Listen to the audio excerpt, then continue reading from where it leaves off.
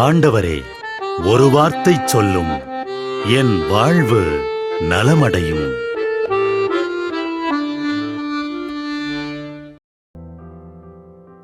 மத்தேயு 7:6. தூய்மையானது எதையும் நாய்களுக்கு கொடுக்க வேண்டாம், அவை திருப்பி உங்களை கடித்து குதறும்.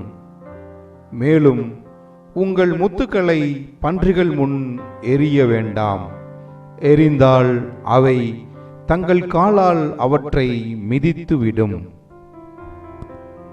என் தந்தையின் ஆசி பெற்றவர்களே, உங்களுக்கு சமாதானமும் நலமும் உண்டாவதாக.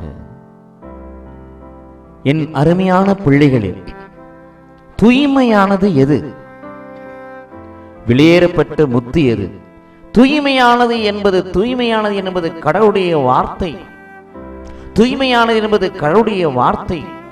முத்து என்பது விண்ணரசி குறித்தான ரகசியம். இந்த கடவுளுடைய வார்த்தையை நாய்களுக்கு போடக்கூடாது. பவுலடியார் சொல்லவில்லையா?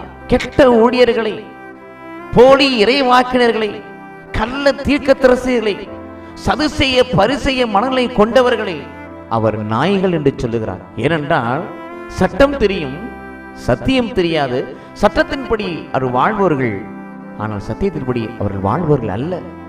அவர்கள் எல்லாம் அறிந்தும் கடவுளின் வார்த்தைக்கு ஏற்ப வாழாதவர்கள். ஆகவே அவர்களை நாய்கள் என்று சொல்லுகிறார். அவர்களிடத்தில் நான் என் சீரலுக்கு சொல்லி அனுப்பின அதே வார்த்தையை உங்களுக்கு சொல்லுகிறேன். அப்படிப்பட்ட மக்களிடத்தில் சென்று நீங்கள் இறை வார்த்தையை கொடுக்க வேண்டாம். அது தூய்மையானது. அது தூய்மையினுடைய மகத்துவம் அவர்களுக்கு தெரியாது. கள்ள தீர்க்கதரிசிகளுக்கு தெரியாது, போலி இறைவாக்கினருக்கு தெரியாது, கெட்ட ஊழியர்களுக்கு தெரியாது. அவரிடத்தில் இந்த உயிருள்ள வார்த்தை, பரிசுத்தமான வார்த்தை நீங்கள் போட வேண்டாம். எல்லாவற்று மேலாக பன்றிகள் முள் முத்தை எறிய வேண்டாம். முத்து என்பது விண்ணரசி குறித்தான ரகசியம்.